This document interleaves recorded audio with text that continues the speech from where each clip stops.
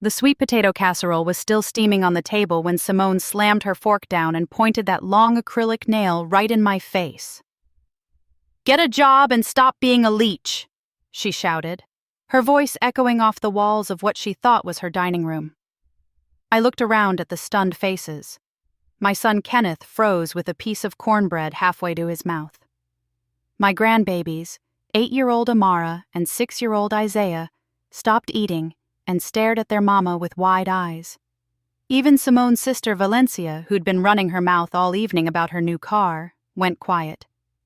"And me?" I burst out laughing. I laughed so hard I had to dab my eyes with my napkin. I laughed until my sides hurt. I laughed because for 3 years I'd been biting my tongue, playing the grateful mother-in-law, the helpful grandmother, the woman who knew her place. But that laugh came from somewhere deep, somewhere free, somewhere that had been locked up too long. "What's so funny?" Simone snapped, her face twisted up like she'd tasted something sour. I set down my napkin nice and slow, smoothed it across my lap, and looked her dead in the eye. "Sweetheart," I said, my voice calm as Sunday morning, "find yourself a new place to live." You could have heard a pin drop. Simone's mouth fell open. "Excuse me?" "You heard me, baby. Pack your things. You got 30 days. Kenneth finally found his voice. "Mama? What are you talking about? This is our house." I smiled at my son, my only child, the boy I raised to be better than this. "No, baby. It's my house. Has been since I bought it, cash, 2 years ago." Before we continue, please tell us where you're watching from so we know how far our stories reach, and subscribe to the channel to help us grow. Let me take you back to where this all started, because you need to understand how I got to the point where I could laugh in that woman's face. My name is Dorothy Jean Whitmore, but everybody calls me Miss Dot. I'm 67 years old, and until 3 years ago, I had what I thought was a good life. My husband, Robert, and I built something beautiful together. We weren't rich when we started out, not by a long shot. We met at Greater Hope Baptist Church in 1978, got married in 1979, and spent 40 years building a life. Robert was a mechanic, one of the best in the city. Started with one small shop and grew it into 3 locations. I worked right alongside him for years, doing the books, managing the offices, making sure everything ran smooth. We were partners in everything. We had Kenneth in 1985, raised him right, made sure he went to college, tried to give him every advantage we never had. Robert passed in 2021. Sudden heart attack. One minute we were planning our retirement trip to Ghana, the next minute I was planning his funeral. The church was packed that day. Robert had touched so many lives, fixed so many cars for people who couldn't afford it, hired folks who needed a second chance. Pastor Williams said Robert was proof that you could be successful and still keep your soul. What most people didn't know, what even Kenneth didn't fully understand, was just how successful we'd been. Robert was smart with money. We owned the auto shop buildings outright, had investment properties, stocks, bonds, and a life insurance policy that paid out substantial. When everything settled, I was looking at just over $5 million in assets. But I didn't tell anyone. Not right away. I was grieving, lost, didn't know what to do with myself. The house Robert and I shared for 30 years felt too big and too empty. Every corner held a memory that hurt to look at. Kenneth and Simone had been married for 10 years by then. They had those 2 beautiful grandbabies I loved more than my own life. When Kenneth suggested I come stay with them, just for a while until you get back on your feet, I said yes. I thought it would be good for all of us. I thought I'd be helpful, could watch the kids, be part of a family again instead of rattling around in that big empty house. That was my first mistake. Simone seemed happy about it at first. Sweet as pie. "Oh, Mama Dot, we'd love to have you. The kids need their grandma." She helped me pack, picked out which bedroom I'd take, even put fresh flowers in a vase by the window. But honey, that sweetness lasted about 2 months. It started small, Little comments here and there. Must be nice not to have to work anymore. Some of us can't just relax all day. I wish I could take naps whenever I wanted. Never mind that I was up every morning at 6 getting those babies ready for school while Simone slept in. Never mind that I cooked dinner 5 nights a week, cleaned, did laundry, helped with homework. Never mind that I paid for groceries half the time, bought school supplies, new clothes for the kids, fixed things around the house when they broke. I wasn't working a 9 to 5, so in Simone's eyes, I wasn't doing anything. Kenneth worked long hours as an engineer. Good job, decent money, but he was hardly ever home. And when he was home, he was tired. Too tired to notice how his wife talked to his mother. Too tired to see how things had shifted. My best friend Lorraine saw it, though. Lorraine and I had been friends since high school, sang in the church choir together for 45 years. She'd stop by sometimes to visit, and she didn't miss a thing. "Dot, why you letting that girl talk to you like that?" she asked me one day after Simone had made a comment about me lounging around all day when I'd just spent 3 hours cleaning the entire upstairs. "I'm trying to keep the peace, Lorraine. She's my son's wife. Those are my grandbabies." "Peace?" Lorraine shook her head. "Baby, there's peace, and then there's letting folks walk all over you. You taught me that back in 1975 when you told off that principal who tried to suspend me for wearing my natural hair. Where's that Dorothy?" I didn't have an answer for her. The truth was, I was scared. Scared that if I stood up for myself, Kenneth would choose his wife. Scared I'd lose access to my grandbabies. Scared of being alone again in that big house with all those memories of Robert. So I kept quiet, kept helping, kept hoping things would get better. They got worse. About 6 months ago, Simone started really showing out. She'd make me ask permission to use the car, even though I was paying for the insurance. She'd criticize everything I cooked. She told the kids not to bother Grandma when I lived for their hugs and stories. She started inviting people over and introducing me as Kenneth's mother who's staying with us, in a tone that made it clear she thought I was a burden. The final straw should have come last month when she told me I couldn't go to Amara's school play because there's only so many tickets and we need them for real family. Real family. Like I wasn't Amara's blood grandmother. Kenneth was on a business trip. I stood in that kitchen, looked at Simone's smug face, and felt something inside me shift. But I still didn't say anything. I went to my room, called Lorraine, and cried. "That's it," Lorraine said. "I'm calling my nephew. He's a real estate lawyer. We're getting you out of there." "I can't just leave, Lorraine. The babies will be fine, but you won't if you keep letting this happen. Plus, I got an idea." Lorraine's nephew, Franklin Hayes, was sharp as a tack and had a practice specializing in property law. When I met with him, he listened to everything, then leaned back in his chair with a smile.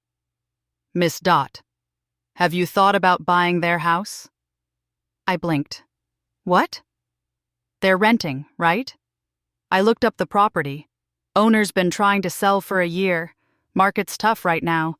I bet we could get it for a good price. And they'd never have to know you were the buyer." My heart started beating faster. "But then what?" "Then you have options. Real options. Power you don't have now." It took 3 weeks to close. I paid cash through an LLC. Kenneth and Simone got a notice that the house had been sold and they had the option to stay as renters under the new owner. They signed a lease without asking questions, probably relieved they didn't have to move. That was 2 months ago, 2 months of watching Simone get more and more comfortable being cruel. 2 months of Kenneth coming home too tired to notice. 2 months of me biting my tongue while I played the long game. Until tonight. Until Simone decided to show her whole behind in front of her sister, in front of my grandbabies, in front of God and everybody. "You can't kick us out!" Simone was yelling now, standing up from the table. "This is our house!" I pulled out my phone, opened my files, and slid it across the table to Kenneth. "Read the deed, baby. I'm the landlord. Have been for 2 months." Kenneth's face went through about 5 different emotions as he read: confusion, shock, disbelief. Then something that looked like shame. "Mama, I don't understand. Why didn't you tell me?" "Because I wanted to see how long you'd let your wife treat your mother like trash before you said something." My voice cracked a little on that last part. 3 years, Kenneth. 3 years I've been here, helping, cooking, raising those babies while y'all worked. And not once did you stand up for me. Not once. "That's not fair," he started, but I held up my hand.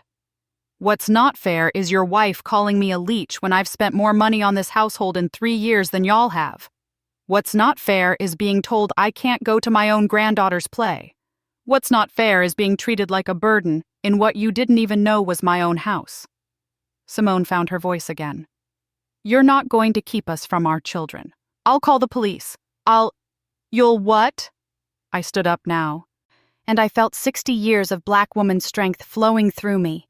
My mama's strength, my grandmother's strength, all the women who came before me who didn't have the luxury of $5 million but had dignity anyway. "You'll call the police and tell them what? That your landlord is evicting you with proper notice because you violated the lease agreement that says you'll maintain a peaceful household? Baby, I got lawyers. Good ones. You want to go that route? We can go." Valencia grabbed her purse. "I think I should go." "That's probably smart," I said, not taking my eyes off Simone. After Valencia practically ran out the door, Amara started crying. "Are we moving? I don't want to move." My heart cracked. I went around the table and hugged my grandbaby. "It's going to be okay, sweet girl. Grandma's going to make sure everything's okay." Simone tried to pull Amara away from me, but Kenneth finally stood up and said, "Don't." Just that one word, but it stopped Simone cold. "We need to talk," Kenneth said, looking at me. "Really talk. All of this. Mama, I'm sorry. I'm so sorry I didn't see it." "Sorry doesn't fix 3 years," I said, but my voice was softer now. He was still my son. But it's a start. That night, after the kids were in bed, Kenneth and I sat in the kitchen. Simone had locked herself in their bedroom, probably calling everybody she knew to paint me as the villain. "Tell me everything," Kenneth said. "The money, the house, all of it." So I did. I told him about the business, the investments, the life insurance. I told him about the loneliness after Robert died and how I thought moving in would help. I told him about every little cut from Simone, every moment I swallowed my pride, every time I bit my tongue to keep the peace. "I failed you," he said when I finished, and there were tears in his eyes. "Dad would be so disappointed in me." "Your daddy would want you to do better now," I said. "That's all any of us can do. Be better tomorrow than we were today." "What happens now?" I took a deep breath. "Now, I give you a choice. Simone finds somewhere else to live. You and the babies can stay here with me, or you can go with her. But I'm not living under the same roof as someone who treats me like that anymore. I'm done." Kenneth looked at me for a long moment. "I need to talk to Simone." "You do that."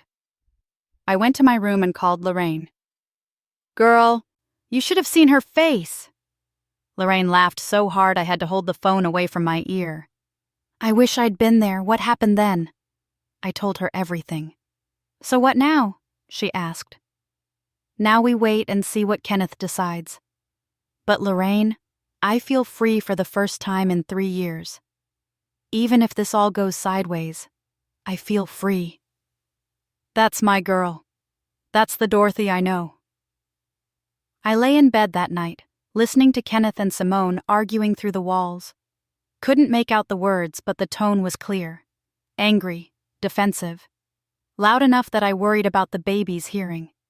Around midnight, their bedroom door opened, footsteps in the hall, then a knock on my door. "Mama, you awake? Come in, baby." Kenneth looked exhausted. He sat on the edge of my bed like he used to do when he was little and had a nightmare. "She's saying you're trying to break up our family," he said quietly. She's saying this is some kind of power play. She wants me to choose. And what do you want, Kenneth? He was quiet for a long time. Then he said, I want to understand how I let it get this bad. I want to know why I didn't protect you. His voice broke. I want my dad here to tell me what to do. I took his hand. Your daddy would tell you that a man protects his mother and his children first. A wife is a partner, but partners don't tear down your family. They build it up. She wasn't always like this. I know, baby, but she is now. And you have to decide if this is who you want to be. Someone who stands by while the woman who raised him gets treated like trash. Kenneth left without another word. The next morning, I was up early like always, making breakfast for the kids. Amara came down first, still looking worried. Is everything okay, Grandma? I kissed her forehead. Everything's going to be just fine, baby girl. Sometimes grown-ups have to make hard choices. But no matter what happens, I love you and your brother more than anything in this world. Isaiah came down next, oblivious and happy. Grandma, can we have pancakes? You know I always make pancakes on Saturday. Simone appeared in the doorway, looking like she hadn't slept. Her eyes were red and puffy, but her face was hard. We need to talk, she said to me. After the kids eat and go play. Breakfast was tense. Kenneth didn't come down at all. After the kids finished and went to play in the backyard where I could see them through the window, Simone sat across from me at the table. You think you're so smart, she said. You think you've won. This isn't about winning, Simone. This is about respect. Respect? You went behind our backs and bought our house. I bought a house that you were renting, and maybe if you'd shown me some respect, shown me some appreciation, we wouldn't be here. I never asked you to move in. That was Kenneth's idea. And there it was. The truth she'd probably been holding on to for 3 years. Then you should have said that from the start, I said calmly. We could have figured something else out. But instead, you said yes and then spent 3 years making me pay for it. She faltered. You're always there. Always in my house. Always with my kids. Always cooking and cleaning like you're trying to show me up. I was trying to help. I was trying to be useful. I was trying to not feel like I died when Robert did. Something flickered in her eyes. Maybe understanding. Maybe just more anger. Well, congratulations. You've got your house. But you don't have your son. Kenneth's coming with me. My heart sank, but I kept my face neutral. If that's what he chooses, I'll accept it. But Simone, those babies deserve better than whatever this has become. Before she could respond, the doorbell rang. I got up to answer it, grateful for the interruption. It was Franklin Hayes, Lorraine's nephew, looking sharp in his suit even on a Saturday morning. Miss Dot, sorry to come by unannounced. We need to talk. It's urgent. I let him in, suddenly nervous. What's wrong? He glanced at Simone, then back at me. Can we speak privately? We went to my room. Franklin pulled out some papers from his briefcase, and his expression was serious. Miss Dot, something came up when we were filing the final paperwork on the house. There's a lien on the property we didn't catch at first. A big one. My stomach dropped. What kind of lien? Tax lien. The previous owner has about $80,000 in back taxes. It transfers with the property, and there's more. He hesitated. I did some digging into Kenneth's finances like you asked me to, just to make sure everything was clean for estate planning purposes. And he's in debt. Deep. About $200,000 in credit card debt, personal loans, and a business loan that went bad. Simone's been keeping it from him. She's the one who took out most of it. In both their names. The room spun a little. 200,000? I'm sorry, I wanted to tell you in person. With the 30-day eviction, this is going to get complicated. If they can prove financial hardship, they might be able to fight it. And Miss Dot, he looked truly uncomfortable now. There's paperwork here showing Simone tried to take out a reverse mortgage on this property last month. She used forged documents claiming Kenneth's mother had signed the house over to them. I sat down hard on my bed. She tried to steal your house, Franklin said quietly, before she even knew you owned it. The application was denied because the forgery was sloppy. But Miss Dot, this is fraud. This is criminal. My hands were shaking. All this time I thought Simone was just mean, just jealous, just a daughter-in-law who didn't like me. But this was something else entirely. Does Kenneth know? I don't think so. The documents were all in Simone's name on the application. There was a soft knock on my door, Kenneth's voice. Mama? Who was at the door? I looked at Franklin. He nodded. Come in, baby. We need to talk. Kenneth opened the door, took one look at Franklin's face and the papers spread across my bed, and said, What's going on? Sit down, son, I said. There's something you need to know. And that's when everything truly fell apart. Kenneth's face went from confused to pale to something I'd never seen before as Franklin laid out every document on my bed.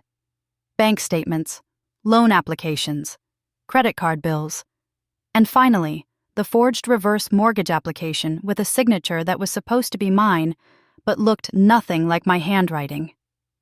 200,000? Kenneth whispered, staring at the papers like they might disappear if he looked hard enough. That's not possible. We don't have that kind of debt. I would know. She hid it, Franklin said gently. Opened accounts in both your names, used your social security number, forged your signature on some of these. Mr. Whitmore, your credit is destroyed. You're one missed payment away from bankruptcy. Kenneth stood up so fast the chair fell backward. He didn't even pick it up, just walked out of my room like a man in a trance. I heard him going down the stairs, heard him calling Simone's name, heard her answer from the kitchen. Then I heard the yelling start. Franklin and I looked at each other. Should we? Give them a minute, I said, but my heart was pounding. I thought about my grandbabies playing in the backyard, hoped they couldn't hear this. Simone's voice carried up the stairs. You're going to believe your mother and some lawyer over me? Your wife? Explain these, Kenneth shouted. Explain why there's 23 credit cards I never signed for. Explain why you tried to steal my mother's house. I was trying to secure our future. Your mother has millions and we're struggling. We were struggling because you spent us into the ground. I couldn't stay upstairs anymore. Franklin followed me down. When we got to the kitchen, Kenneth was standing there with papers in his shaking hands, and Simone had her arms crossed, her face defiant. You, she said, pointing at me. This is all your fault. If you'd just helped us like family's supposed to, none of this would have happened. Helped you? My voice came out harder than I intended. I paid for groceries. I paid for the kids' clothes and school supplies. I fixed the water heater when it broke. I cooked and cleaned and watched your children. What more did you want from me? Money. Real money. You're sitting on $5 million while your own son is drowning and you did nothing. Kenneth turned to look at me, and there was a question in his eyes. Baby, I said slowly, did you ever ask me for help? Did you ever tell me you were in trouble? He opened his mouth, then closed it. I thought you'd see. I thought you'd offer. My heart broke a little. Kenneth, I would have helped you with anything if you'd asked. Anything. But I'm not a mind reader. And more importantly, I'm not an ATM machine. You can't just expect me to hand over money because your wife spent you into bankruptcy without telling you. See? Simone spat. She admits it. She could have helped but chose not to. Franklin stepped forward. Mrs. Whitmore, that's not how this works. And frankly, you have bigger problems. Fraud, identity theft, attempted property theft. These are crimes. Serious ones. Simone's face changed. Real fear flickered there for the first time. You can't prove anything. Actually, I can. I have the applications with your IP address, your email, your handwriting. I have a forensic handwriting analyst ready to testify that you forged signatures. And I have a very strong case for the district attorney's office. Kenneth! Simone turned to him, her voice suddenly small. You're not going to let them do this to me. I'm your wife, the mother of your children. Kenneth looked at her like he was seeing her for the first time. Why? His voice cracked. Why would you do this to us? To me? Because I was tired of being broke while your mama lived like a queen. Because I was tired of struggling. Because... She stopped herself, but the damage was done. Because you thought you deserved my money more than I did, I finished for her. Because you looked at me and saw a bank account instead of a person. The back door opened and Amara came running in. Grandma, can we have... She stopped, looking at all the adult faces. What's wrong? I knelt down and hugged her. Nothing for you to worry about, baby. Why don't you and Isaiah go upstairs and watch a movie? But go on now. I'll bring you snacks in a minute. After the kids went upstairs, Kenneth finally spoke. I need you to leave, Simone. What? Not 30 days. Today. Right now. Pack a bag and go to your sister's. You can't kick me out. I live here. No, Kenneth said, his voice stronger now. My mother lives here. She owns this house. And I think she's been more than generous letting us stay as long as she has. But you need to go. And what about our children? Simone's voice was shrill now. Our children stay with me, and my mother, where they're safe and loved and not being taught that lying and stealing is okay. Simone looked at me then, and I saw pure hatred in her eyes. This isn't over. I'll fight you. I'll take those kids and you'll never see them again. Try it, Franklin said calmly. Family court judges don't look kindly on fraud and attempted theft, especially when there's a stable, financially secure home on the other side. You'd be lucky to get supervised visitation. That's when Simone did something I didn't expect. She grabbed a vase off the counter and threw it at the wall. Glass exploded everywhere. Then she swept her arm across the table, sending papers and my good dishes crashing to the floor. This is my house. Mine. I've earned it. 3 years of putting up with you, you sanctimonious old... That's enough, Kenneth said, stepping between her and me. Get out, now, before I call the police myself. Simone stared at him, breathing hard. Then she grabbed her purse and her phone and stormed out. The front door slammed so hard a picture fell off the wall. In the silence that followed, Kenneth looked at the mess on the floor, then at me. Mama, I'm so sorry. For all of it. For not seeing it. For not stopping it. For...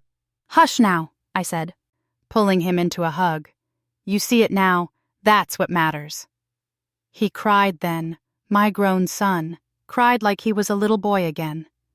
Franklin quietly excused himself, saying he'd be in touch about the legal matters. After Kenneth pulled himself together, we cleaned up the broken dishes together. Then we went upstairs to talk to the children. That was the hardest part, trying to explain in words an 8-year-old and 6-year-old could understand why their mama had to leave without making her the villain in their story. Your mama needs some time to work on some grown-up things, I said, holding Amara while Kenneth held Isaiah. But you're going to stay here with Daddy and Grandma, and we're going to make sure you're okay. And you'll still see your mama. This isn't goodbye.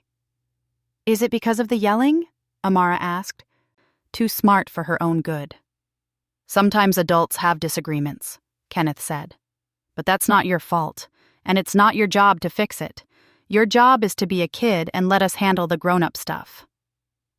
That night, after the kids were finally asleep, Kenneth and I sat on the back porch. It was a warm evening, and I could hear the crickets singing. How did it get this bad? Kenneth asked. How did I not see who she really was? Love makes us blind sometimes, I said. And people change. Maybe she wasn't always this way, or maybe she was and hid it better.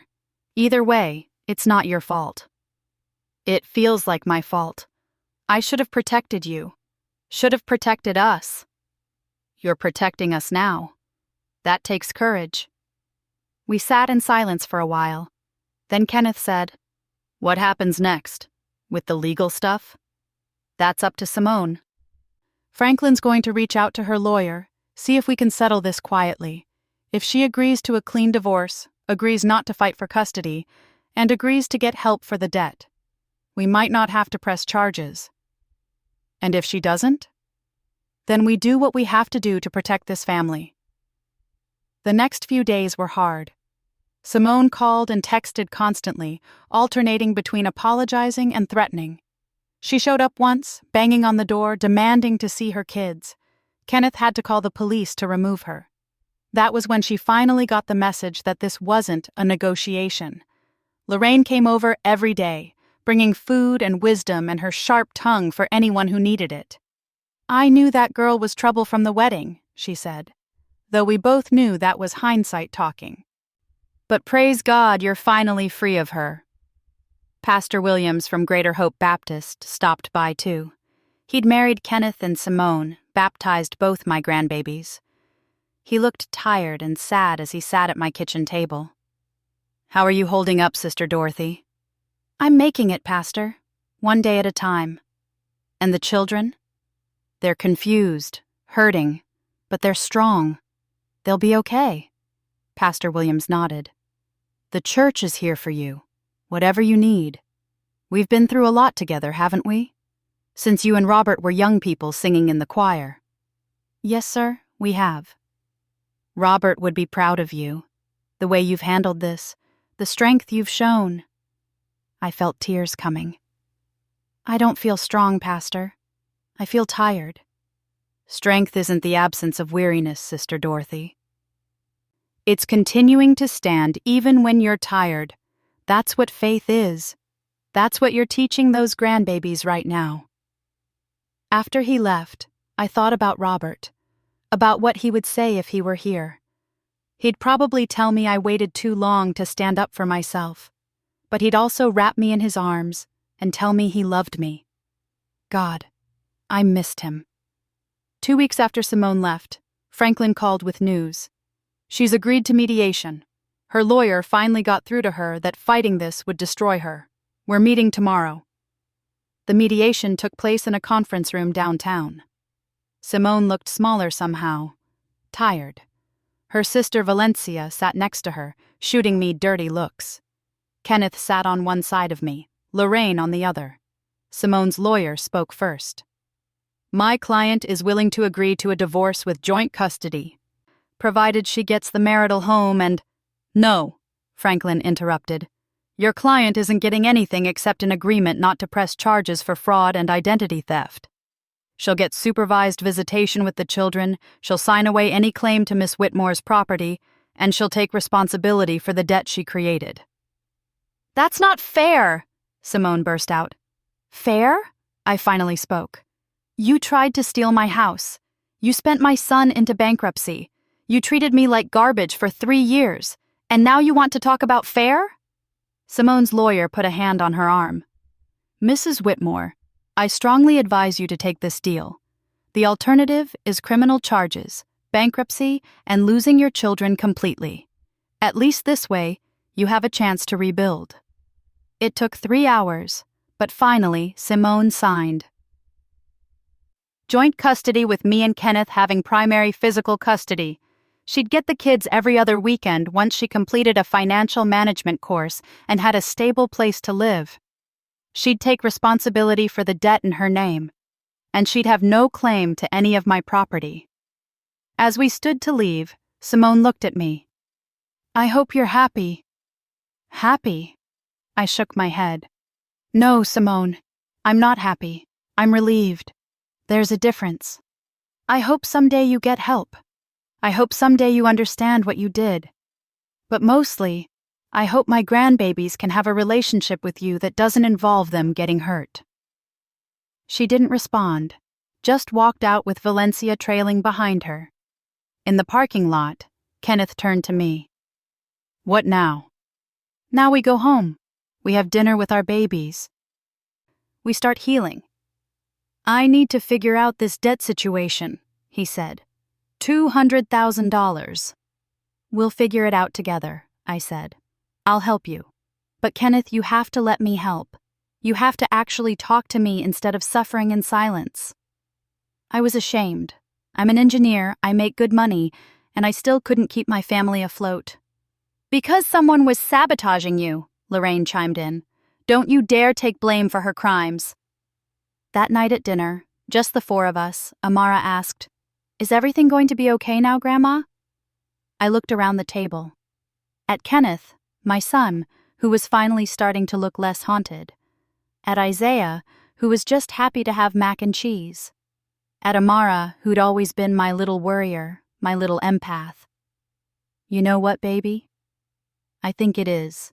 It might take time, and it might not be perfect, but we're going to be okay. Better than okay. We're going to be a family. With Mama too? Amara asked hopefully. Your mama will always be your mama, I said carefully. And you'll see her. But right now, this is our home. Me, you, Isaiah, and your daddy. And we're going to fill it with love and laughter and pancakes on Saturday mornings. Isaiah perked up. Pancakes? We all laughed, and it felt good. It felt like breathing after being underwater too long. Over the next few months, things settled into a new normal. Kenneth and I worked with a financial advisor to tackle his debt. I paid off the biggest chunks, but he insisted on paying me back over time. With interest, he said, and I didn't argue. His pride needed this. The kids adjusted better than I expected. They saw Simone on weekends, and slowly, very slowly, she started to change. Valencia told Lorraine that Simone had started therapy, that she was finally facing some things she'd been running from her whole life. I hoped it was true, for the kids' sake. The house felt like home again. Kenneth and the kids moved into the bigger bedrooms upstairs. We painted Amara's room purple and Isaiah's room with superheroes. We had family dinners every night. We went to church on Sundays, and Pastor Williams always made a point to ask how we were doing. Lorraine came over every week for coffee and gossip. You know the whole church is talking about you, she said one morning. Sister Dorothy, who stood up to her daughter-in-law and won her house back. You're a legend. I didn't win anything, I said. I just stopped losing myself. Franklin stopped by occasionally too, usually with papers for Kenneth to sign or updates on the legal stuff. He always stayed for coffee, and I noticed Lorraine always seemed to be there when he visited. I kept my smile to myself about that. One Saturday morning, 6 months after that explosive dinner, I was making pancakes when Kenneth came into the kitchen. Mama, I've been thinking. About what, baby? About selling my father's auto shops. They're just sitting there with managers running them, and the money from the sale could help with the debt and— No, I said firmly. Those shops are your inheritance. Your father built them for you. But I'm an engineer, not a mechanic. I don't know the first thing about running them. Then learn. Or find someone to teach you. Or keep the managers running them. But don't sell your father's legacy because of Simone's mistakes. Those shops are for you and your children. Promise me you'll think about it longer. He nodded slowly. You're right. I want to fix things. You are fixing things. Every day. By being here. By being a good father. By choosing your family. That's how you fix things. Amara came bouncing into the kitchen. Grandma, can I invite my friend Destiny over for pancakes? Of course, baby. Call her mama and ask. As Amara ran to get the phone, Kenneth said, She's doing better. They both are. Kids are resilient. As long as they know they're loved, they can weather anything. Like you did, after Dad died, after everything. I flipped a pancake. Your daddy used to say that God doesn't give us more than we can handle. I'm not sure I always believed that, especially those first few months after he passed. But I think what he meant was that we're stronger than we know. We just have to give ourselves permission to be strong. When did you get so wise? Baby, I've always been wise. You just weren't listening. He laughed, really laughed, and hugged me from behind. I love you, Mama. Thank you for not giving up on me. Never, I said. Not ever. Later that evening, after the kids were in bed and Kenneth was in his room, I sat on the back porch with a cup of tea. The stars were out, and the night was peaceful. I thought about everything that had happened, everything that had changed. I thought about that dinner 6 months ago, when Simone called me a leech. I thought about the look on her face when I told her to find a new place to live. I thought about the laughter that had bubbled up from somewhere deep and free inside me. I wasn't happy about the pain it caused, wasn't happy about the kids being hurt, or Kenneth losing his marriage. But I was grateful for the freedom, grateful I'd found my voice again, grateful I'd remembered who Dorothy Jean Whitmore was before grief and loneliness had made me forget. Robert would have laughed at the whole thing. He'd always said I was too soft for my own good, too willing to make peace even when I deserved war. But he'd also be proud that I finally stood up for myself. I did it, baby, I whispered to the stars, to wherever Robert was. I got our boy back. I got myself back. The back door opened. Kenneth came out with his own cup of tea and sat beside me. Couldn't sleep? I asked. Just thinking. Mama, what made you buy the house? Like, what was the exact moment you decided? I thought about it. When Simone told me I couldn't go to Amara's play, that's when I knew I had to do something, because I realized if I could be cut out of that, I could be cut out of anything, and I wasn't going to let that happen. Those babies are my heart. They're lucky to have you. I'm lucky to have you. We sat in comfortable silence, sipping our tea, watching the stars. After a while, Kenneth said, You know what's funny? All that time, you had $5 million and never said anything. Never flaunted it, never threw it around. Just quietly helped and loved us. Money doesn't make you a good person, I said. It just makes you more of what you already are. I didn't need everyone to know what I had. I just needed to know I was okay, that I could take care of myself. Well, now you're taking care of all of us. That's what family does. Real family, the kind that builds each other up instead of tearing each other down. Kenneth nodded. Then he said something that surprised me. I talked to Dad's old pastor friend, Reverend Johnson, about maybe working at the shop on weekends, learning the business. He said he'd teach me. My heart swelled. Your daddy would love that. Yeah, Kenneth said softly. I think he would. We sat there until the tea went cold, 2 generations of Whitmores healing under the stars. And for the first time in 3 years, I felt truly at peace. Not because I'd won some battle or proven some point, but because I'd remembered who I was. Because I'd chosen myself without forgetting to love my family. Because I'd learned that sometimes the most powerful thing you can do is laugh in the face of someone who's trying to make you small. I was Dorothy Jean Whitmore, daughter, wife, mother, grandmother, millionaire, and nobody, not grief, not loneliness, not a mean-spirited daughter-in-law, could take that away from me. I had my home. I had my family. I had my dignity. And honey, that was worth more than $5 million any day. Thanks for listening. Don't forget to subscribe and feel free to share your story in the comments. Your voice matters.